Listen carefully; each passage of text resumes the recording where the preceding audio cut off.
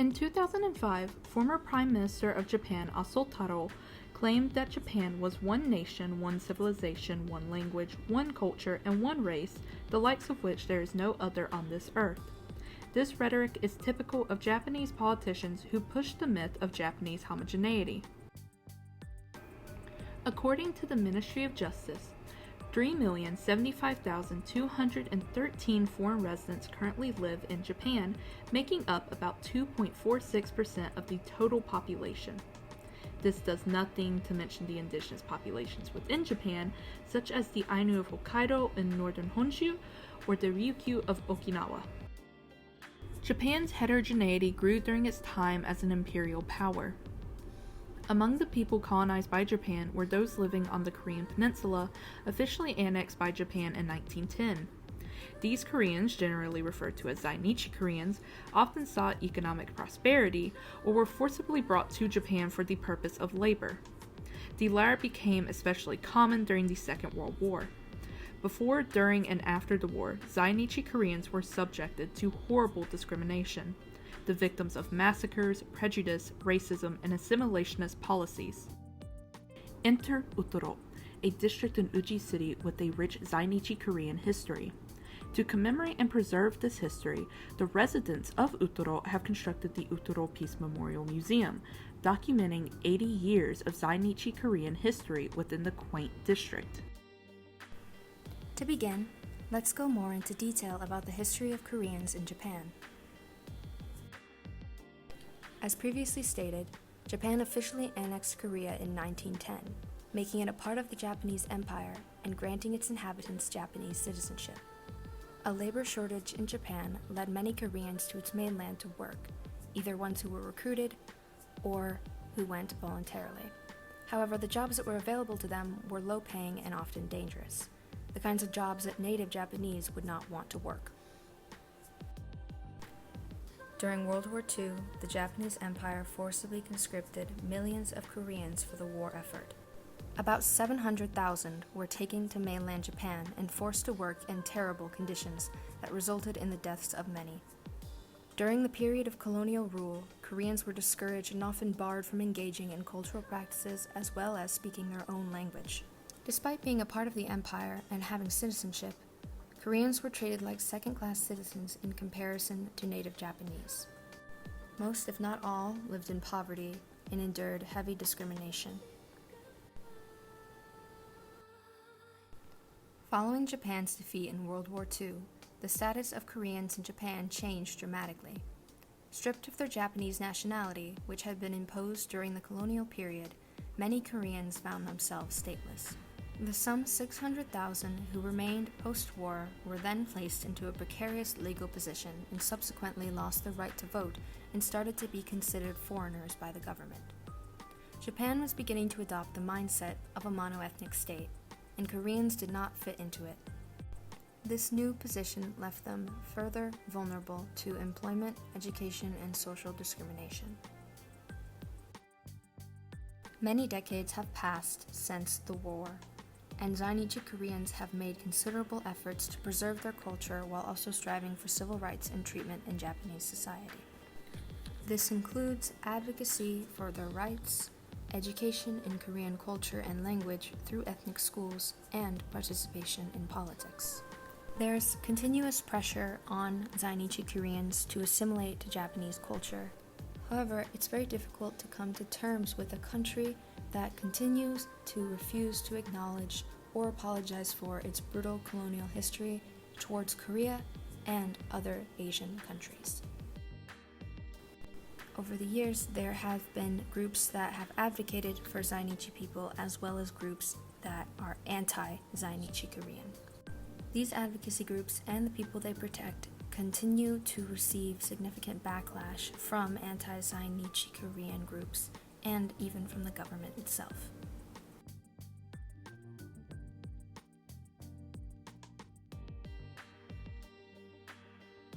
During World War II, the Japanese military forced Korean workers to construct an airplane factory and airport south of Kyoto.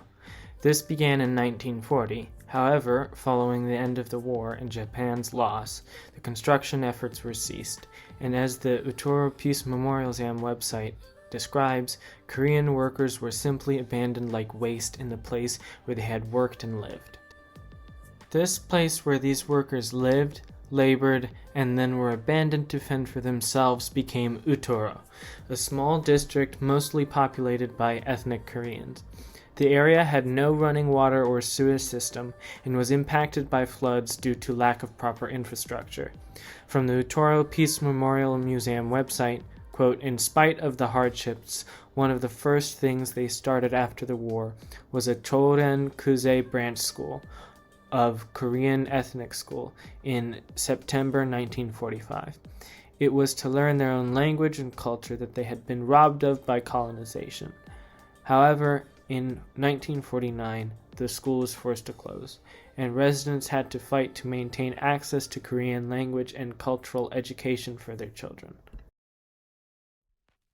Despite this, Koreans flocked to Utoro, which became something of a safe haven for Koreans who couldn't return home due to restrictions on what they could bring back or the inability to access travel.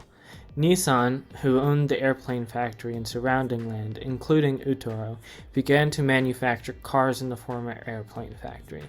In 1987, Nissan sold Utoro to Nishi Nihon Shokusan without informing residents, and Nishi Nihon Shokusan attempted to demolish the neighborhood.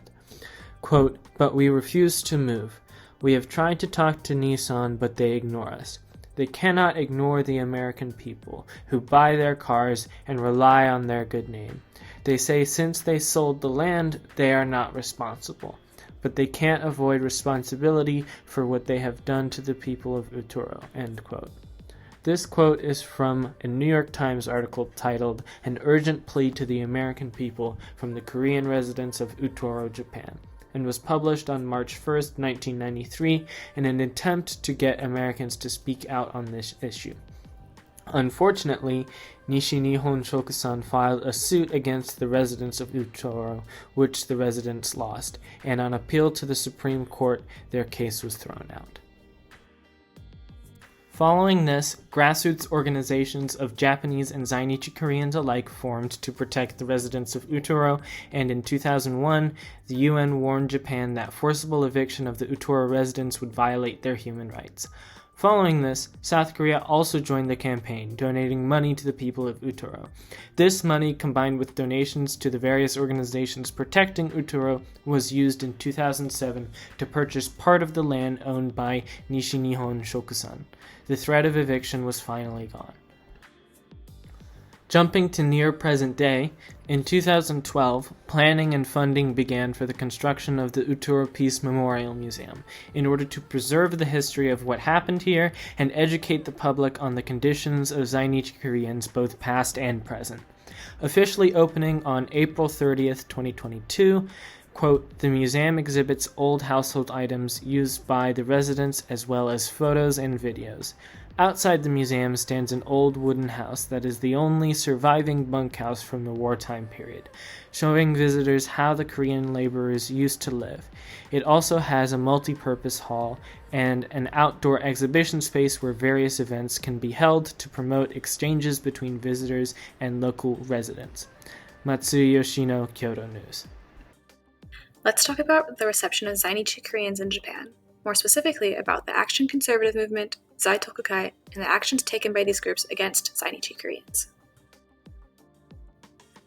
The Action Conservative Movement is known for street actions and hate speech against ethnic minorities, foreigners, and countries perceived to be a threat to Japan's sovereignty.